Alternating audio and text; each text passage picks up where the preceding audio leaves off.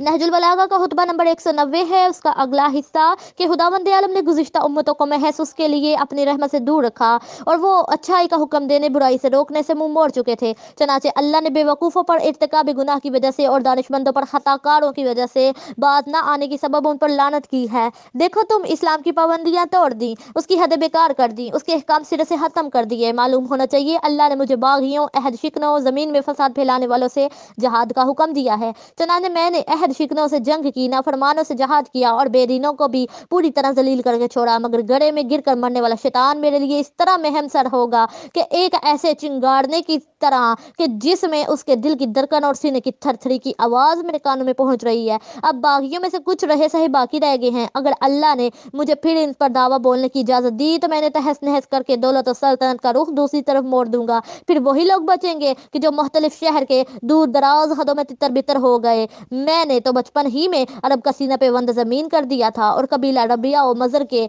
उबड़े हुए सींगों को तोड़ दिया था।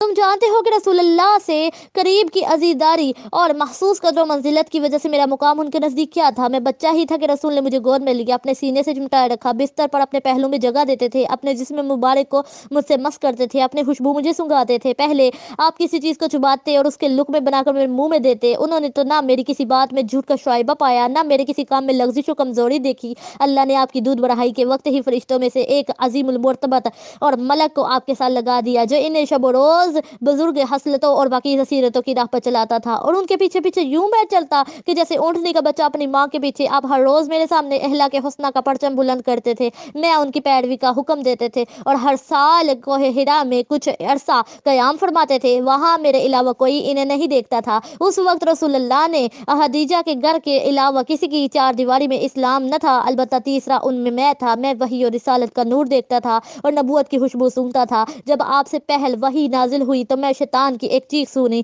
जिस पर मैंने पूछा कि या रसूलल्लाह ये कैसी आवाज़ है। आप सल्लल्लाहु अलैहि वसल्लम ने फरमाया ये शैतान है जो अपने पूजे जाने से मायूस हो गया। ए अली, जो मैं सुनता हूँ तुम भी सुनते हो, जो मैं देखता हूँ तुम भी देखते हो। फ़र्क इतना है तुम नबी नहीं हो और मेरे वज़ीर जानशीन हो, यकीनन भलाई की राह पर हो। मैं रसूलुल्लाह के साथ था। कुरैश की एक जमात आपके पास आई और उन्होंने आपसे कहा कि ए मोहम्मद, आपने एक बहुत बड़ा दावा किया है। ऐसा दावा ना तो आपके बाप दादा ने किया है, ना आपके खानदान वालों ने किया है, और आपसे एक अमर का मुतालबा करते हैं, मगर आपने उसे पूरा करके दिखला दिया। तो फिर हम भी यकीन कर लेंगे आप नबी और रसूल हैं। अगर ना कर सके तो हम जान लेंगे माजल्ला आप जादूगर और झूठे हैं। हज़रत ने फरमाया तुम्हारा क्या मुतालबा है। उन्होंने अर्ज किया कि आप हमारे लिए इस दरख्त को पुकारें कि ये जड़ समेत उखड़ कर आपके सामने आ खड़ा हो। आपने फरमाया कि बिलाशुबा अल्लाह हर शय पर कादिर है, अगर उसे तुम्हारे लिए ऐसा कर दिखाया तो क्या तुम ईमान लाओगे, हकी गवाही दोगे। उन्होंने कहा हाँ। आपने फरमाया अच्छा, जो तुम चाहो तुम्हें दिखाई देता हूँ। मैं ये अच्छी तरह जानता हूँ तुम भलाई की तरफ पलटने वाले नहीं हो। यकीनन तुम में कुछ लोग तो वो हैं जिन्हें चाहे बदर में झोंक दिया जाएगा, कुछ वो है अहज़ाब में जत्था बंद कर देंगे। और फिर आपने फरमाया ए दरख्त, अगर तू अल्लाह और आखिरत के दिन पर ईमान रखता है और यकीन रखता है कि मैं अल्लाह का रसूल हूँ तो अपनी जड़ समेत उखड़ आ, यहाँ तक कि तू बहुक्म खुदा मेरे सामने आकर ठहर जाए। रसूल का ये फरमाना था, उस जात की कसम कि जिसने आपको यकीन के साथ मबूस किया, वो दरख्त जड़ समेत उखड़ आया। इस तरह आया कि उसने सख्त कराहट पर और परिंदों के परों की फड़फड़ाहट की सी आवाज आती थी, यहाँ तक कि वो लचकता झूमता हुआ रसूल के रूबरू आकर ठहर गया और बुलंद शाहें उन पर और कुछ शाहें मेरे कंधे पर डाल दी और मैं आपके दाएं जानिब खड़ा हुआ। जब कुरैश ने ये देखा तो नहवत गुरूर से कहने लगे इसे हुक्म दे कि आधा आपके पास आए, आधा अपनी जगह पर रहे। चनाचे आपने उसे यही हुक्म दिया, उसका आधा हिस्सा आपकी तरफ बढ़ाया और इसी के उस आने से पहले ही कि ज्यादा अजीब सूरत और ज्यादा तेज आवाज के साथ था, अब के वो करीब था कि रसूलुल्लाह से लिपट जाए। अब उन्होंने कुफ्र और सरकशी से कहा कि अच्छा, अब इस आधे को हुक्म दीजिए ये अपने दूसरे हिस्से के पास पलट जाए जिस तरह पहले था।